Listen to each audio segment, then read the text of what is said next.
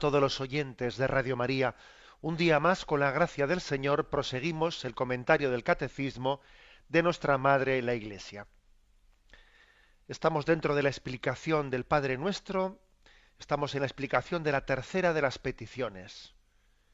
La primera es: santificado sea tu nombre; la segunda: venga a nosotros tu reino; la tercera: hágase tu voluntad en la tierra como en el cielo. Si no me equivoco, y es el tercer programa que dedicamos a esta petición. Estamos en el punto 2825, que dice así: Jesús, aun siendo hijo, con lo que padeció, experimentó la obediencia. Hebreos 5:8. ¿Con cuánta más razón la deberemos experimentar nosotros, criaturas y pecadores, que hemos llegado a ser hijos de adopción en Él?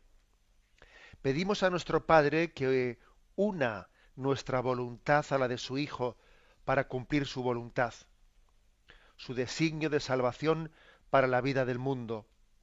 Nosotros somos radicalmente impotentes para ello, pero unidos a Jesús y con el poder de su Espíritu, podemos poner en sus manos nuestra voluntad y decidir escoger lo que su Hijo siempre ha escogido: hacer lo que le agrada al Padre. Bien, comienza este punto 2825 con una cita de Hebreos 5:8, que es una cita misteriosa, porque nos adentra dentro de el misterio de Jesucristo, dentro de la cristología. Aquí en la traducción del Catecismo dice: Jesús, aun siendo hijo, con lo que padeció, experimentó la obediencia. He estado viendo otras traducciones bíblicas, por ejemplo, en la traducción que leemos en la liturgia de la Santa Misa, dice: y aun siendo hijo, y a pesar de ser hijo, aprendió sufriendo a obedecer. En la traducción de la Biblia ecuménica dice: y aunque era hijo, aprendió en la escuela del dolor lo que cuesta la obediencia. ¿Mm?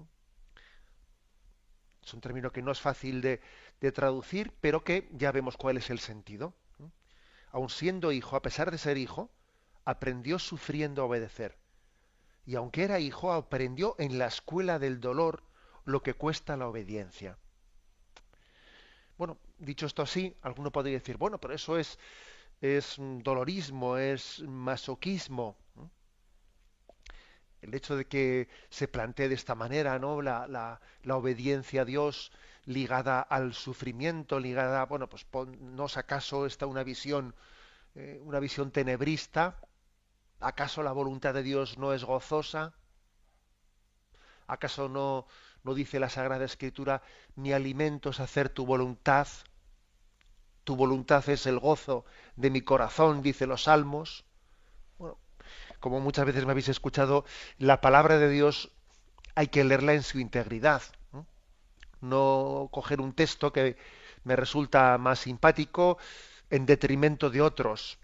No, hay que integrar toda la palabra de Dios, porque cada una de ellas, aunque parezca opuesto, pues que claro, aquí hay un texto que dice: aprendió sufriendo a obedecer, aprendió en la escuela del dolor lo que cuesta, lo que es la obediencia. Y hay otro texto que dice: tu voluntad es el gozo de mi vida, el gozo de mi corazón. Bueno, los dos son verdad, los dos son palabra de Dios. Hay que partir de un presupuesto, ¿no? Para desechar todo masoquismo. Y el presupuesto del que partimos es que Dios nos ama infinitamente, mucho más de lo que podemos suponer, mucho más de lo que nosotros nos amamos a nosotros mismos. A veces uno de los dramas que tenemos es que nosotros mismos no nos queremos bien a nosotros mismos. Sin embargo, Dios sí.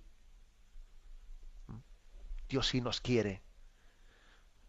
Nosotros nos podemos hasta autodespreciar o desear cosas que no son nuestro bien, sino que son nuestro mal.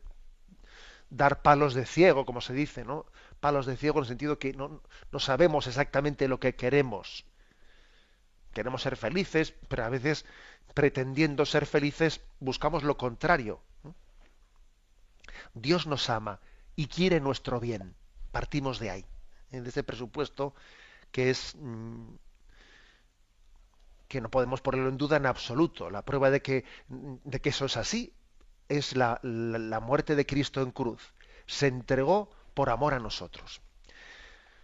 Bien, si a veces la voluntad de Dios la percibimos no como gozosa, no como la alegría, sino si a veces ocurre, porque ocurre, que la voluntad de Dios la podemos percibir como en lucha con la nuestra, en lucha con la nuestra, es entre otras cosas, porque también hay que distinguir entre lo que es una voluntad superficial y la voluntad profunda del hombre. Eso en primer lugar. No es lo mismo las ganas, las apetencias, que la voluntad. No es lo mismo. No es lo mismo lo que quiero que lo que me apetece. De la misma manera que cuando viene un hijo, se acerca a su madre y le pide algo y le pide su apetencia, pues que quiere estar, quiere que le dé permiso para encender pues el videojuego, pero la madre le dice, no, tienes que hacer los deberes, tienes pendiente los deberes de clase. La voluntad del hijo es jugar en el videojuego, esa es su voluntad. Y entonces lucha la voluntad del hijo con la voluntad de la madre. Bueno, yo no sé si es la voluntad del hijo o es más bien la apetencia del hijo o las ganas del hijo. Es decir, hay que distinguir entre voluntad superficial, que yo más bien le llamaría ganas, apetencias, de lo que es la voluntad profunda del hombre. Es mucho más fácil que conjugue la voluntad profunda del hombre con la voluntad de Dios que la voluntad superficial. La voluntad superficial suele ser un poco como la veleta, que siempre suele ir con el mínimo esfuerzo. Bien, esto en primer lugar. En primer lugar, también yo añadiría otro, para explicar este aspecto, añadiría otro punto. Quizás para entender esto, para entender que hay una diferencia grande entre voluntad superficial, entre ganas, apetencias y lo que es la voluntad profunda del hombre, que la voluntad profunda del hombre quiere el bien, quiere la felicidad, quiere la santidad, lógicamente si tenemos fe y estamos encaminados, ¿no? También, por ejemplo, comprender esta relación con la voluntad de Dios también se suele entender muy bien cuando uno ha experimentado lo que es la voluntad de su propio padre o de su propia madre, cuando ha sido pues adolescente, cuando ha sido niño, cuando ha sido joven.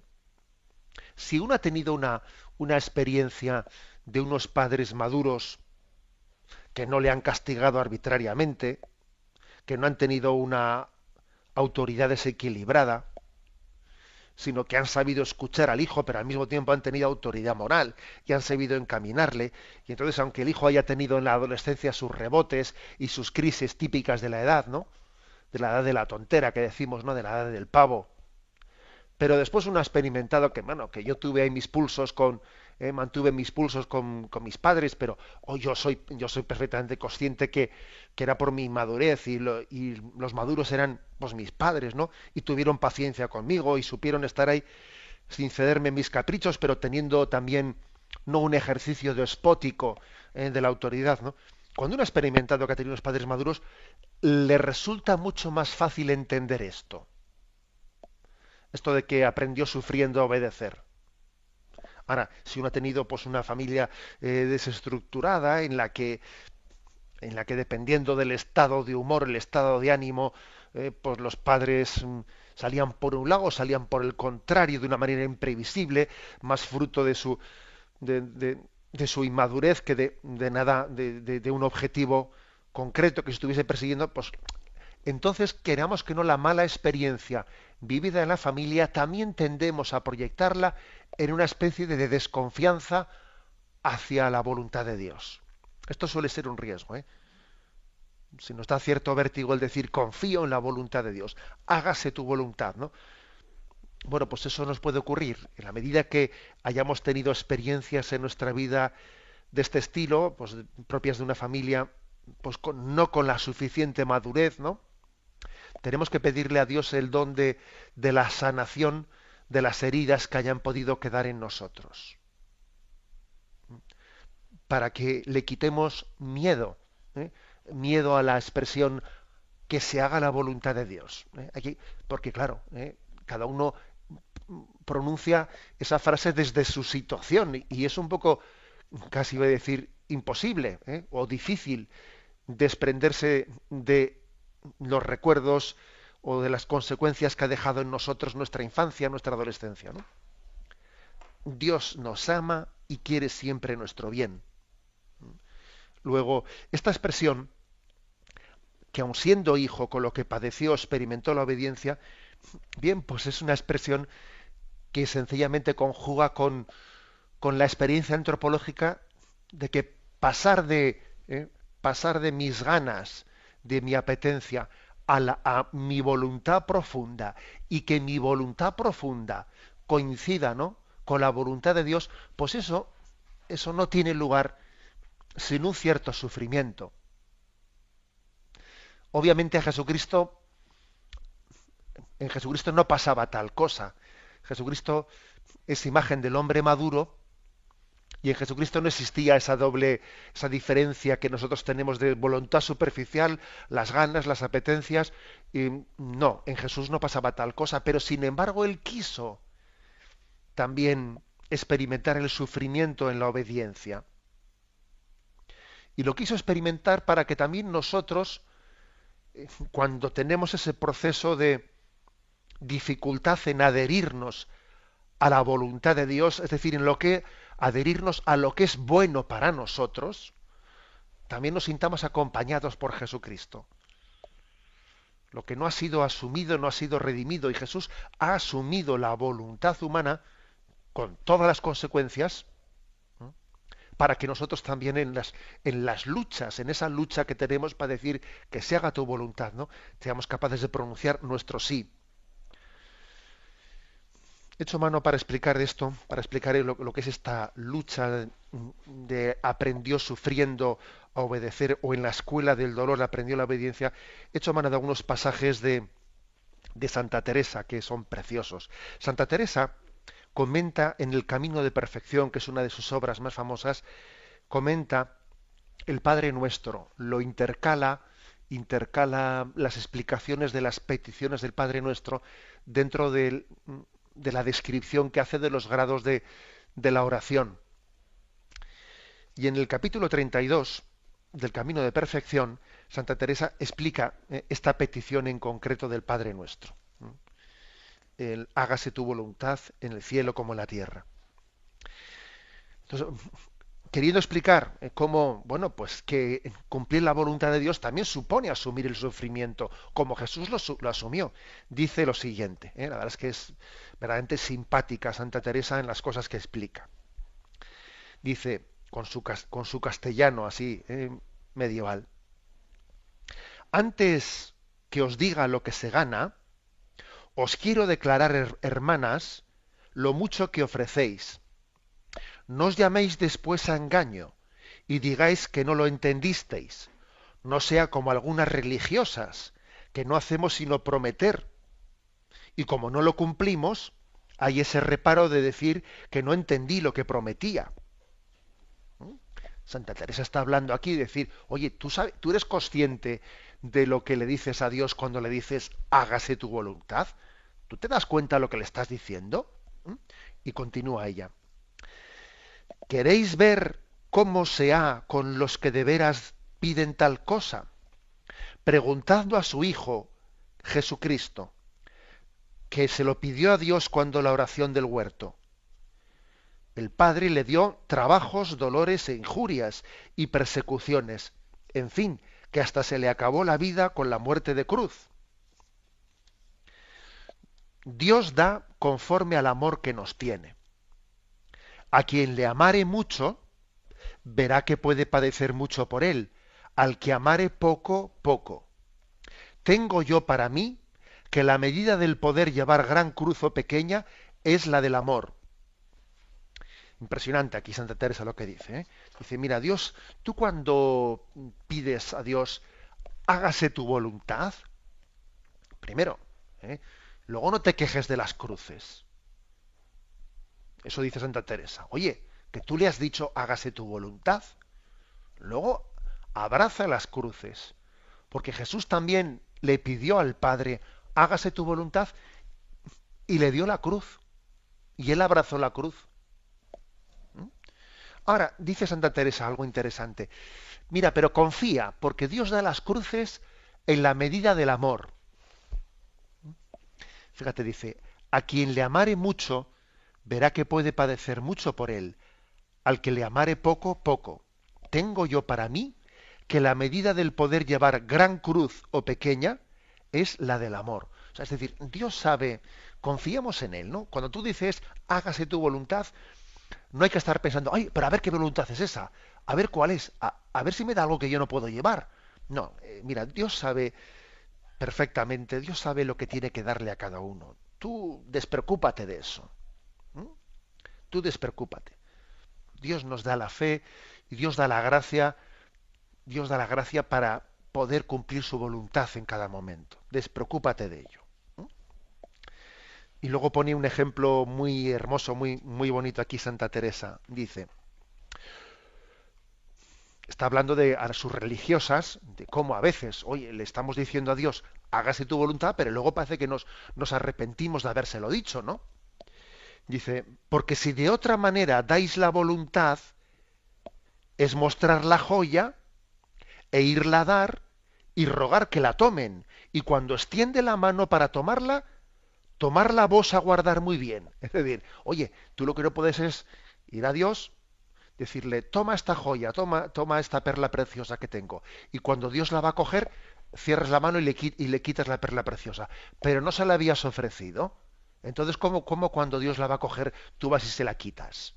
Algo así ocurre como cuando decimos, hágase tu voluntad, pero luego cuando la voluntad digo, no me va a gustar, cojo y retiro lo que he dicho. No, eso dice Santa Teresa. Oye, cuando muestres la joya, luego cuando Dios te la vaya a coger, no retires la mano. ¿Eh? Ejemplo, ejemplo muy intuitivo el de Santa Teresa. Bueno, y sigue diciendo, porque eso sería como burlarle a Dios. No te estés burlando de Dios de decirle, hágase tu voluntad para luego retirarte de ella. No estés buscando palabras bonitas para quedar bien en la oración, sino cree y sé consecuente con lo que le has dicho a Dios.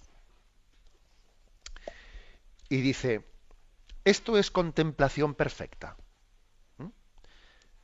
El poder decir, hágase tu voluntad. Cúmplase, Señor, en mí tu voluntad. Si queréis con trabajos, dadme esfuerzo y que vengan. Si queréis con persecuciones y enfermedades y deshonras y necesidades, aquí estoy. No volveré el rostro, dice Santa Teresa. Padre mío, ni es razón vuelva las espaldas, pues vuestro Hijo dio en nombre de todos esta mi voluntad. No es razón falte por mi parte, sino que me hagáis vos merced de darme vuestro reino para que yo lo pueda hacer. Diciendo, mira, yo estoy dispuesto a abrazar tu voluntad. Lo único que te pido es que me des la gracia para ello. Hay una poesía preciosa de Santa Teresa, una poesía preciosa en las manos de Dios que subraya este aspecto, ¿no? Decir, lo que Dios quiera. También la Madre Teresa de Calcuta decía, si Dios quiere que duerma debajo del puente, debajo del puente. Si Dios quiere que un día sea invitada a la casa de un rico, allí entraré. A eso se refiere esta poesía tan preciosa de Santa Teresa. Vuestra soy, para vos nací, ¿qué mandáis hacer de mí?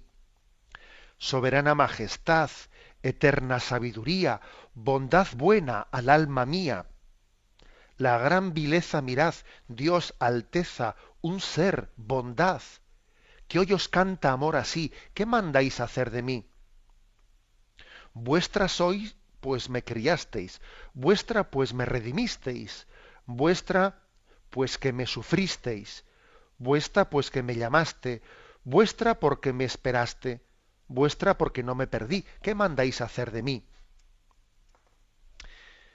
¿Qué mandáis, pues, buen señor, que haga tan vil criado? Dadme muerte, dadme vida, dad salud o enfermedad, Honra o deshonra me dad, dadme guerra o paz crecida, flaqueza o fuerza cumplida, que a todo digo que sí.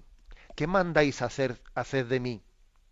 Dadme riqueza o pobreza, dadme consuelo o desconsuelo, dadme alegría o tristeza, dadme infierno, dadme cielo, vida dulce, sol sin velo, pues del todo me rendí, ¿qué mandáis hacer de mí? Si queréis dadme oración, si no dadme sequedad, si abundancia y devoción, y si no esterilidad. Soberana majestad, solo hallo paz aquí, ¿qué mandáis hacer de mí? Dadme pues sabiduría, o por amor ignorancia, dadme años de abundancia, o de hambre y carestía, dad tiniebla o claro día, revolvedme aquí o allí. ¿Qué mandáis hacer de mí? Si queréis que esté holgando, quiero por amor holgar. Si me mandáis trabajar, morir quiero trabajando. Decid dónde, cómo y cuándo. Dulce amor, decid, ¿qué mandáis hacer de mí? Dadme calvario o tabor, desierto o tierra abundosa, sea Job en el dolor, o Juan que al pecho reposa, sea viña fructuosa o estéril si cumple así. ¿Qué mandáis hacer de mí? Bueno, y sigue adelante, no hay más estrofas, pero veis exactamente cuál es el espíritu en el que Santa Teresa pronuncia hágase, dice ella, digamos, hágase tu voluntad, pero con toda la confianza, no decirlo porque queda bonito decirlo y luego estar lleno de miedos. ¿Eh?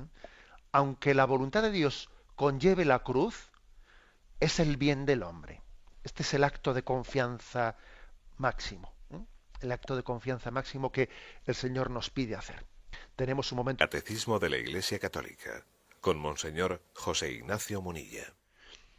Continuamos la explicación del punto 2825. Hemos explicado la primera parte, especialmente ese versículo de Hebreos 5:8, aun siendo hijo, con lo que padeció, experimentó la obediencia. Y la segunda parte de este párrafo dice, pedimos a nuestro Padre que una nuestra voluntad a la de su Hijo, para cumplir su voluntad, su designio de salvación para la vida del mundo. Nosotros somos radicalmente impotentes para ello, pero unidos a Jesús y con el poder de su Espíritu, podemos poner en sus manos nuestra voluntad y decidir escoger lo que su Hijo siempre ha escogido, hacer lo que le agrada al Padre. Bien, es decir, aquí lo que viene a decirnos este punto del catecismo es que no se trata únicamente de un voluntarismo, es decir, esta confianza en Dios supera las fuerzas humanas, porque es connatural al hombre, y además máxime con nuestro pecado, está potenciado pues, el temor a lo que no vemos, si confiamos en Dios, pero al mismo tiempo tenemos temores, temor a lo que no hemos visto, temor. Entonces, supera nuestras fuerzas humanas la plena confianza y el abandono en la voluntad del Padre. Es una virtud que tenemos que ejercitar, pero al mismo tiempo es un don, las dos cosas. Es virtud, pero es don. La plena confianza, el pleno abandono tiene que ser ejercitado, pero es un don del Espíritu, que el Espíritu nos haga conformes a la voluntad con el Padre.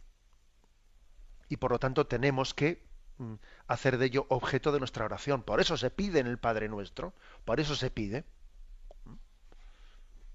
Porque claro, uno podría, fijaros, ¿no? Desde una concepción pelagiana, que confía, que piensa que la salvación depende únicamente de tu voluntad, alguno, Pelagio, que es fue aquel hereje de los siglos primeros, que él decía que no hay que estar pidiéndole a Dios la gracia, lo que tienes que ser es tú el que lo hagas.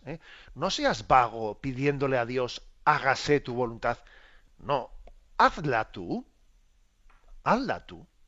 O sea, ¿qué es eso de estarle pidiendo a Dios? ¿Está en tu voluntad hacerla? No, yo se lo pido a Dios para que mi corazón tenga la capacidad de confiar en Él, ¿eh? Y descansar en Él. Santa Teresa, en ese comentario que os he dicho antes que hace el camino de perfección, esto lo ilumina muy bien, diciendo que no podríamos pedir esta tercera petición del hágase tu voluntad si primeramente no hubiésemos pedido la anterior de venga a nosotros tu reino? Y dice Santa Teresa, porque al pedir venga a nosotros tu reino, la tierra se ha hecho el cielo. Si el reino de Dios viene a nosotros, la tierra se ha convertido en el cielo, dice ella. Y entonces ya sí, podemos decir, hágase tu voluntad. Os leo esto de Santa Teresa. Porque hecha la tierra cielo, será posible hacerse en mí vuestra voluntad. Mas sin esto, y en tierra tan ruin como la mía, y tan sin fruto, yo no sé, Señor, cómo sería posible. Es gran cosa lo que ofrecéis en esta petición.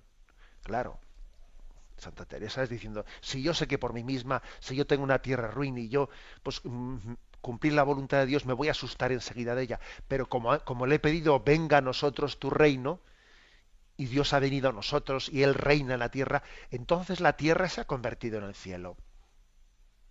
Entonces sí, le vamos a pedir, entonces, hágase tu voluntad en la tierra como en el cielo. No le tengo miedo a esta petición, porque así como en el cielo es fácil, ¿no?, hacer la voluntad de Dios siempre, también en la tierra va a ser posible, incluso gozoso el poder hacerlo, porque el reino de Dios ha llegado a nosotros. Es una versión verdaderamente, una explicación preciosa la que da Santa Teresa. Y para rematarla, dice un poco más tarde, ¿qué fuerza tiene este don? No puede menos si va con la determinación que ha de ir, de traer al Todopoderoso a ser uno con nuestra bajeza y transformarnos en sí y hacer una unión del Creador con la criatura. Es decir, si Dios viene a nosotros y el Creador se une a la criatura, hombre, pues entonces digamos con todo el corazón, hágase tu voluntad, no le tengamos miedo, que esto no es una especie de proeza que supere, no, que te supere, claro que te supera, pero Dios está contigo, no está solo para decir hágase tu voluntad, lo dice Jesús contigo. O sea que estás asistido, o sea, Dios no te pide cosas que superan tu capacidad. ¿eh? Esto es como el saltador, ¿no? El salto de pértiga, que Dios le da una pértiga, pues mira, proporcional a lo que tiene que saltar. Y esta es la gracia, y este es el don del Espíritu. Bueno, para complementar esto, se nos ofrecen dos textos. Uno de Orígenes y otro de San Juan Crisóstomo. El de Orígenes dice así: adherirnos a Cristo, perdón, adheridos a Cristo, podemos llegar a ser un solo espíritu con Él y así cumplir su voluntad. De esta forma, ésta se hará también en la tierra como en el cielo. Dice Orígenes, porque también Orígenes, de los siglos primeros, tiene también un libro de comentario del Padre Nuestro. Una exhortación, está publicado en Exhortación al Martirio y Tratado sobre la Oración, en el que comenta el Padre Nuestro. Leo de nuevo su cita. Adheridos a Cristo, podemos llegar a ser un solo espíritu con Él y así cumplir su voluntad. De esta forma, ésta se hará también en la tierra como en el cielo. Acordaros de esa expresión de Jesús en los Evangelios: mi alimento es hacer la voluntad de mi Padre. Una expresión impresionante, ¿no? Mi alimento es hacer la voluntad de mi Padre. Es decir, que no es, para Jesús la voluntad del Padre no es una especie de mandato que viene de fuera, que viene como a cambiar mis planes, a ver qué me dirá el Padre. O sea, no es algo como, no es algo extraño. No, no, no. Es que es su propia vida, es mi alimento de ello, mi alimento es hacer la voluntad del Padre, es mi gozo, es mi alegría. O sea, para Jesús la voluntad del Padre, aunque en ocasiones es dolorosa, porque es obvio que también para Jesús fue dolorosa, pero al mismo tiempo que es dolorosa, que puede ser dolorosa, es gozosa. Es gozosa. Esto es importante en nuestra vida, porque nosotros no podemos, claro que habrá momentos en nuestra vida en los que la voluntad de Dios nos cueste. Claro que habrá. Pero lo lógico es que también haya otros muchos momentos en nuestra vida en los que la voluntad de Dios sea gozosa y disfrutemos con ella tremendamente, ¿no? Por ejemplo, dice Jesús en el Evangelio, mi yugo es llevadero y mi carga es ligera. Es verdad que es yugo, es verdad que es carga, pero, por ejemplo, vamos a ver, por ejemplo, el matrimonio supone una carga, sí. El matrimonio supone un yugo, sí, porque estás atado a una mujer y no puedes disponer de tu vida como te dé la gana, ¿no? Ahora, dice, porque mi yugo es llevadero y mi carga es ligera. Es decir, la voluntad de Dios, claro que te ata, pero al mismo tiempo te hace infinitamente libre. Y esta experiencia es muy importante, porque si uno no tiene esta segunda experiencia, es imposible ser fiel a la voluntad de Dios. Claro, si uno identifica voluntad de Dios con fastidiarse, con mortificarse, con ir siempre en contra de mis perspectivas, claro, obviamente al final eso tarde o temprano va a estallar. Va a estallar porque claro que puede haber algunas etapas en la vida, como le ocurre al adolescente. ¿Eh? El adolescente tiene etapas en su vida en las que cumplir la voluntad de su padre es un tira y afloja todo el día discutiendo. Pero hombre, uno no puede vivir en la eterna adolescencia toda su vida. Lo lógico es que pase esa etapa y luego llegue un momento en que cumplir la voluntad de sus padres les sea sencillo, incluso que llegue el momento en que sus padres, ya casi más que padres, son amigos suyos, son amigos y, y no necesita de que el padre le esté mandando nada, porque entiende lo que es bueno para la familia, lo que es... O sea, es decir, que esto tiene que formar parte también de nuestra experiencia. Jesús dice, mi alimento es hacer la voluntad del Padre. Esto me recuerda un pasaje, un pasaje del Apocalipsis, creo recordar que es Apocalipsis capítulo 10. Sí, aquí lo veo. Apocalipsis capítulo 10, versículos 9 y 10, los últimos dos versículos.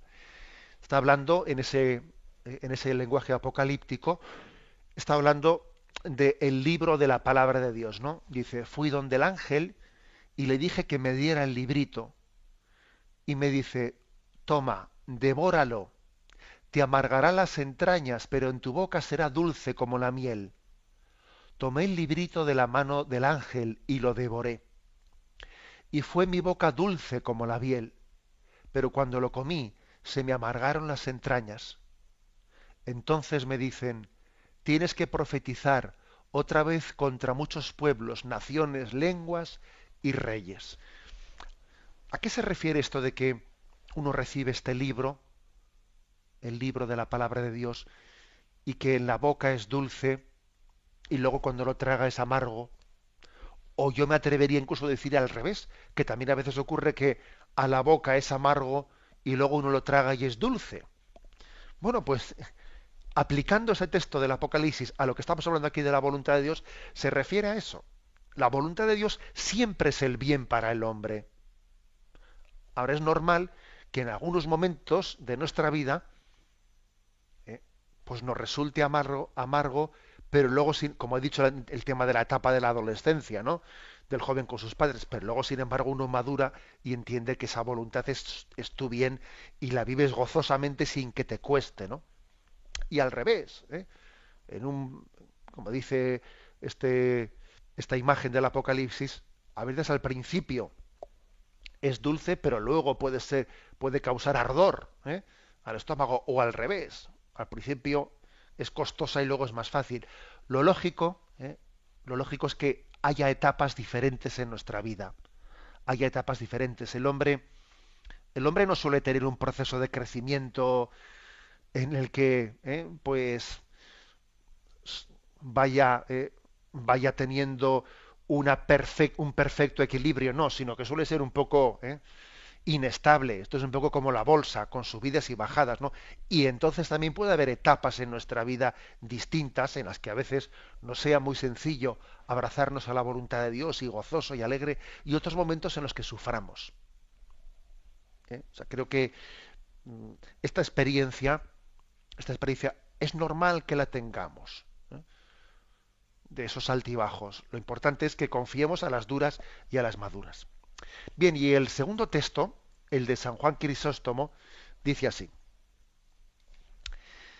Considerad cómo Jesucristo nos enseña a ser humildes, haciéndonos ver que nuestra virtud no depende sólo de nuestro esfuerzo, sino de la gracia de Dios. Él ordena a cada fiel que ora que lo haga universalmente por toda la tierra.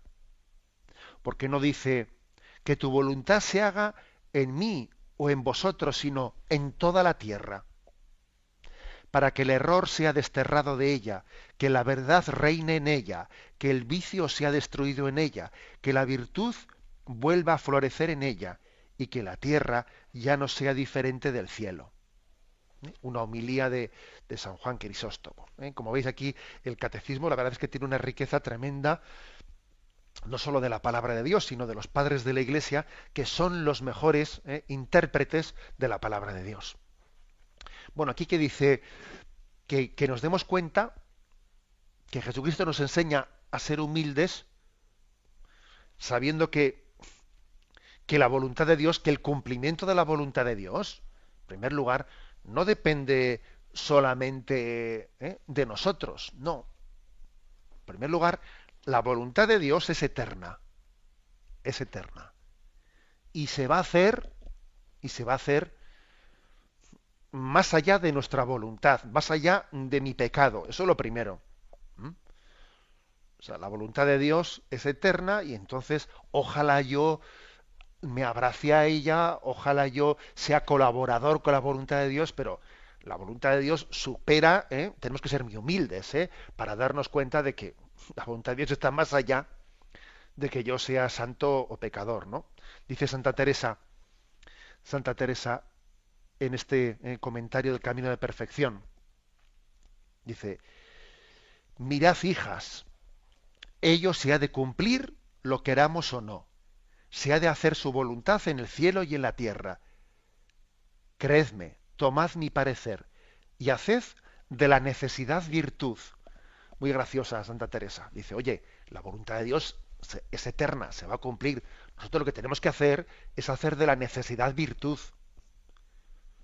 O sea, es decir, no como si fuese contraria a la mía, no, que sea también la mía, que yo goce con ella. ¿Eh? Y continúa diciendo: oh Señor mío, qué gran regalo es este para mí, que no dejaseis en querer tan ruin como el mío el cumplirse vuestra voluntad. Buena estuviera yo, Señor, si estuviera en mis manos el cumplirse vuestra voluntad o no. O sea, dice Santa Teresa, bueno, menos mal que la voluntad de Dios se va a cumplir más allá de la mía. Dice, pues bueno, pues hasta ahí podíamos llegar, ¿no? Seamos humildes y démonos cuenta de eso.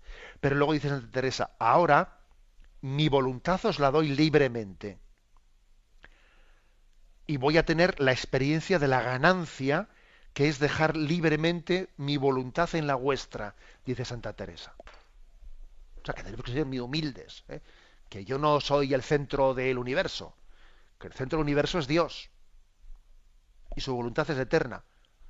Pero aquí, como dice Santa Teresa con mucha gracia, lo importante es hacer de la necesidad virtud, es decir, que yo, lejos de ser alguien como contrario a Dios, que participe de su voluntad y que entienda que es mi gozo y alegría. ¿Eh? Esa es la explicación que da aquí San Juan Crisóstomo. Y viene y nos dice, esto en buena parte, uno se educa en ello, como dice aquí San Juan Crisóstomo, entendiendo que él no está únicamente pidiendo por mí, sino que pido por todo el mundo. Dice San Juan Crisóstomo, porque no estamos diciendo que tu voluntad se haga en mí, dice, sino en toda la tierra. O sea, que yo no soy el ombligo del mundo, ¿eh? Y que no puedo estar teniendo un concepto de Dios, que Dios esté a mi servicio, a mi capricho, que no. Que yo digo que Dios reine en todo el mundo, ¿no? Que el error, el pecado, la envidia, el odio, la violencia desaparezca, ¿no? Cuando uno pide así, y no pide únicamente por lo mío, lo mío, lo mío, está centrando bien la oración, la está centrando bien, porque es que es entender que todo no gira en torno a mí, no, no, gira en torno a Dios, gira en torno a Dios. Aquí se tiene que producir una especie como de giro copernicano, ¿no? El giro famoso copernicano de que nos cuesta mucho cuando, cuando pensábamos que todo el universo gira en torno a la Tierra, ¿no? Y qué cambio tan grande es pensar, no, no, todo el universo gira en torno al Sol. Algo así se tiene que producir en nosotros, un giro copernicano, para que nos demos cuenta que la voluntad de Dios no gira en torno a mí, sino que soy yo el que tengo que girar en torno a la voluntad de Dios. Este giro copernicano nos cuesta porque tenemos una tendencia muy grande a creernos el ombligo del mundo o del universo. Entonces, leo de nuevo este texto, bueno, una de las frases de San Juan Crisóstomo. Él ordena a cada fiel que ora que lo haga universalmente por toda la tierra, porque no dice que tu voluntad se haga en mí, sino en toda la tierra. Que el error sea desterrado, que la verdad reine en la tierra, que el vicio sea destruido, etcétera, ¿no? Es como pedir esta petición, hágase tu voluntad. Es descentrarnos de ese egocentrismo y centrarnos en un Dios cuya voluntad es la salvación del mundo. Es hacernos humildes, ¿eh? Hacernos humildes, hacernos instrumentos humildes, colaboradores con Dios. Bien, lo dejamos aquí, hemos explicado este punto 2825 y damos paso a la intervención de los oyentes. Podéis llamar para formular vuestras preguntas al teléfono 917-107-700. 917, sin quien hablamos. Soy Esther de Toledo. Adelante, Esther. Vamos a ver, mire, yo le quiero plantear que yo soy, bueno, somos una familia con 6 niños, nosotros somos una familia que queremos entregar pues nuestra familia a Dios, pero vemos que nos cuesta mucho, bueno, yo hablo por mí, me cuesta mucho pues aceptar la voluntad de Dios en el esfuerzo, la dedicación, pues el no dormir, bueno, pues es cansado, ¿no? Entonces, yo me confieso muchas veces de ello, todavía Dios pues no me ha dado el gozo y la alegría de la que hablaba usted, ¿no? Y entonces, pues yo veo que la familia es una escuela de humildad, o sea, tu pecado pues está presente, ¿no? Y entonces pues lo tienes que reconocer muchas veces.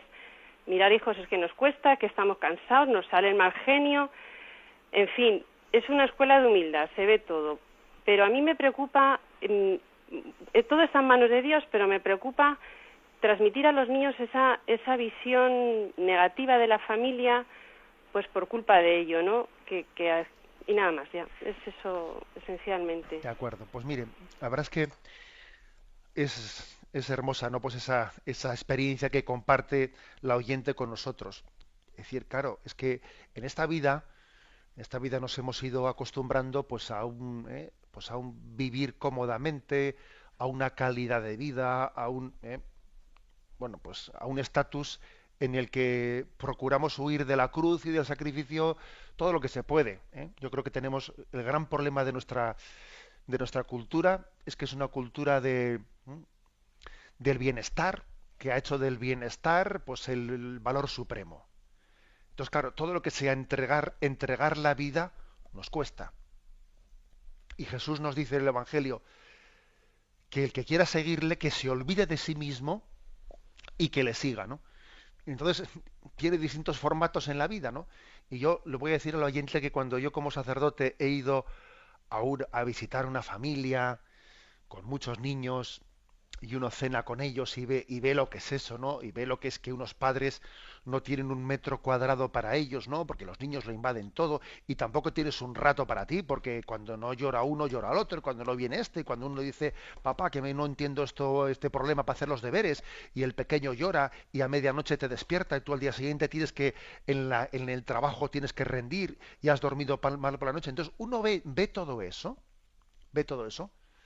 y entonces dice, Dios en cada momento nos da en nuestra vocación lo que necesitamos para santificarnos. Es decir, hay que hacer un acto de confianza de que esa exigencia que tiene la familia o el sacerdocio o la vida religiosa, en vez de huir de la cruz y decir, uy, más vale tener un solo hijo, porque es que fíjate, si con uno lo he pasado mal tan por las noches, imagínate con otro más. O sea, en vez de huir de la cruz, hay que confiar que es exactamente lo que necesito para mi santificación. ¿Eh? El oyente dice, pero yo tengo un poco de miedo de que a veces como me sale mi ramalazo de mal genio, que estoy tensa, etcétera, también eso se lo transmita a los niños. Bien, lo entiendo, y por eso se confiesa, y por eso lucha, y por eso. Pero yo le diría al oyente lo siguiente, ¿no? Que no caiga en la tentación de que la cruz le impida disfrutar del don de Dios. La cruz está inherente, el sacrificio, ¿no? Que supone ser padre, que es muy fuerte, ¿eh? Pero que al mismo tiempo, en la misma cruz, está la cara y la cruz, ¿no? Está la cara también, está la resurrección, está la gloria. O sea, la gloria de que usted va o que tú vas por el buen camino. La gloria de que disfruto de los hijos como un don suyo, ¿no? Es decir, entender que cara y cruz están totalmente unidas, cruz y gloria. ¿Mm? Bueno, ánimo y adelante. Damos paso a un siguiente oyente. Buenos días. Sí, buenos días. Adelante, le escuchamos. Aquí José Martín desde Oreja. Bueno, yo primero gracias por estar en mi corazón en empatía, gracias a la sintonía de las ondas. Bueno, el tema es, siempre insisto, en la construcción, en la estructura del Padre Nuestro. O sea, para mí, mi creencia, mi fe, quiere confirmar de que Dios existe y está en el cielo. Entonces, para mí el primer punto, fundamental, para esa estructura, el fundamento sería el confirmar, ¿no? El creer de que Dios está en el cielo, ¿no? Entonces, es la primera frase del Padre Nuestro, ¿no? Confirmar de que el Padre Nuestro está en el cielo. Entonces, pues bueno, nosotros estamos en la tierra. Entonces, en nuestra labor fundamental, pues es el empezar a unar cielo y tierra. Esa es la pregunta. Sí. Gracias. Sí, yo creo que está claro, ¿eh? Es decir, también cuando explicamos esta introducción, Padre nuestro que estás en el cielo, insistía yo bastante en que no teníamos que entender tanto el cielo como una ubicación espacial. El ejemplo de que unos astronautas rusos, los primeros astronautas rusos, cuando hicieron el primer viaje espacial, volvieron diciendo, ni más ni menos, en el colmo del ridículo, hemos estado en el espacio y no hemos visto la puerta del cielo. Pero bueno, se pensaban que allí iban a ver una puerta. Obviamente, el cielo se refiere a la presencia de Dios, al estar con Dios. Por lo tanto, el cielo también comienza en la tierra. Comienza en nosotros en la medida en que el cielo está en Belén, porque allí nace, en esa cuna, en ese niño, allí está el cielo. El cielo está en la comunión, porque recibimos a Jesucristo a la Eucaristía, ¿no? Entonces, como ha dicho el oyente, la clave está en que después de decir, Padre nuestro que estás en el cielo, después decimos, venga a nosotros tu reino. O sea, que el cielo venga a la tierra, es decir, que la tierra sea también el cielo, porque también Dios está aquí con nosotros. Y una vez que hemos dicho eso, ahora ya podemos decir que se haga tu voluntad, porque Dios está aquí, en la tierra como en el cielo, ¿eh? O sea, está ligado una cosa con la otra. Bien, damos paso a un siguiente oyente. Buenos días. Hola, buenos días. Yo no sé si va al caso o no, pero es que hace su voluntad. Yo, por ejemplo, pues soy bastante comedida, por ejemplo, en la parroquia, pues cuando tengo que hacer alguna cosa o alguna pregunta. Y casi siempre, por lo menos 2 o 3 veces, el sacerdote me contesta con bastante aire o no me contesta. Y entonces yo pues sufro y la verdad que me angustio bastante porque digo, pues Señor, ¿qué va a ser esto? Y entonces ayer me pasó eso y le pregunté si tenía que hacer el rosario, me dijo que mañana, que como hoy era fiesta, que no. Entonces yo estaba pensando, ¿me voy de esa parroquia? No, o me voy a un sitio donde verdaderamente sea una desconocida y no haga amistad ya, no sé, pues no amistad tampoco, sino contacto con la parroquia tan a fondo como lo estoy haciendo. Y claro, usted hablando de la voluntad de Dios y claro, y también un poco de ahí entra el perdón. A ver lo que me podría aconsejar usted en este caso. Pues mire, yo le aconsejo lo siguiente.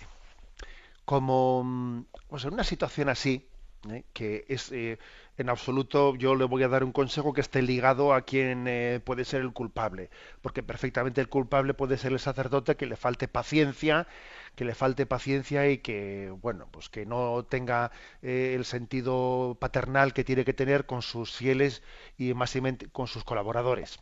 También podría ser que algo de culpa tuviese usted, porque claro, yo aquí hablo sin conocerle a usted ni conocerle al sacerdote, ¿no? Que podéis tener también usted alguna culpa sin darse cuenta de ello, pues por el hecho de que igual pues sea demasiado presente, que a veces también hay que ser discreto, hay que estar en segundo lugar, dejar que sean otros los que tomen la iniciativa, etcétera, ¿no? A veces podemos también pecar de que en nuestra manera de colaborar, pues igual somos demasiado posesivos, posesivos. Bueno, puede ser una cosa, puede ser la otra, puede ser las dos. En cualquier caso, yo el consejo que le doy para intentar solucionar un conflicto de esos es un consejo de humildad. Es decir, en vez de mantener un pulso que podría parecer un pulso de protagonismo, que yo pues si quiero hacer esto, voy a dirigir el rosario, que el cura me dice que no, que lo haga el otro. O sea, en vez de mantener un pulso de protagonismo, lo mejor es no irse, como dice usted, a otra parroquia, irse a otro sitio, porque hacer eso en el fondo sería como una especie de orgullo herido que busca, no, sino yo creo que lo más santo es permanecer fiel, pero teniendo un perfil humilde, retirado, de manera que cuando quieran, necesiten de mí, ya me lo dirán, y no soy yo el que busco ningún tipo de protagonismo, saben que me tienen aquí, y, y de alguna manera hago entender que yo quiero servir, pero al mismo tiempo quiero servir sin pretender ser posesivo, y, o sea, creo que esa es la postura más humilde, que posiblemente también le haga al sacerdote mucho bien ver que usted tiene una postura humilde como esa y le hará crecer en caridad pastoral al sacerdote y en paciencia, etcétera, etcétera. Damos paso a una última llamada. Buenos días. Hola, buenos días, monseñor. Sí, adelante, le escuchamos. Bueno, pues casi que me contestó una parte de lo que le quiero preguntar con lo que le contestó esta señora. Pero mire, yo tengo una inquietud. Mis hijos ya están grandes, tengo una nieta, viene otro en camino y demás, pero yo en este momento que tengo una conversión de hace un tiempo para acá, me siento como vacía de que no estoy haciendo realmente algo importante, ¿no? Para mi prójimo, para hacia Dios, en qué puedo yo servirle a Dios, porque Dios no necesita mi ayuda, sino en qué puedo servirle, ¿no? Y me desespera mucho porque llego a tocar puertas y para querer servir y tal, y proyectos, etcétera, ¿no? De ayuda, y no en ningún lugar ni siquiera soy recibida, me explico, o sea, no rechazada, pero no recibida.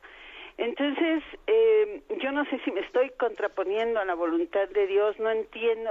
Sé que un religioso, una religiosa, yo no ni quiero ni puedo ser religiosa, ¿no? Por cuestiones personales, pero sí estar en misiones, estar en ciertas cosas, pero me han dicho que eso es una gracia y un don que Dios entrega, no es que yo lo quiera hacer. Entonces es donde me quedo muy confusa y me angustia mucho no saber cómo tomar la voluntad de Dios, no saber cómo hacerlo. Y otra cosa muy breve, pero bueno, Hablaba usted la vez pasada de la penitencia y yo había ofrecido, por ejemplo, dejar de fumar en Adviento y pues ya lo rompí. Yo no sé si esto es un pecado o es una falta de disciplina o cómo hacerlo, aparte de que oro para entregárselo a Dios, ¿no? Pero bueno. De acuerdo, como pues tenemos esa el es mi tiempo angustia, cumplido, padre. bien, brevemente, porque tenemos el tiempo casi cumplido.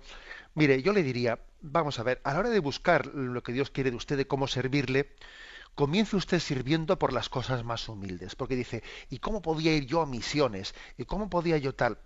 Bueno, si el Señor quiere mostrarle ese camino, ya se lo mostrará, pero igual lo primero que tiene que hacer quizás es, por ejemplo, coger la escoba, porque resulta que seguro que en el grupo de limpieza de la parroquia hace falta gente, o coger la fregona, o coger tal. Quiere decir que a mí me parece que para buscar la voluntad de Dios tenemos que empezar por los servicios más humildes, esos que siempre hay sitio para trabajar en ellos, porque y luego ya veremos más, y luego ya veremos si el sacerdote me dice, oye, hace falta una catequista, hay un grupo de misiones, hay un tal, o hay un voluntariado para ir en verano a misiones. Yo creo que empezaría así.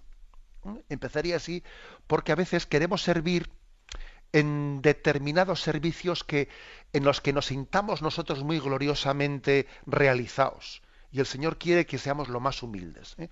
Tenemos el tiempo cumplido. Me despido con la bendición de Dios Todopoderoso, Padre, Hijo y Espíritu Santo. Alabado sea Jesucristo.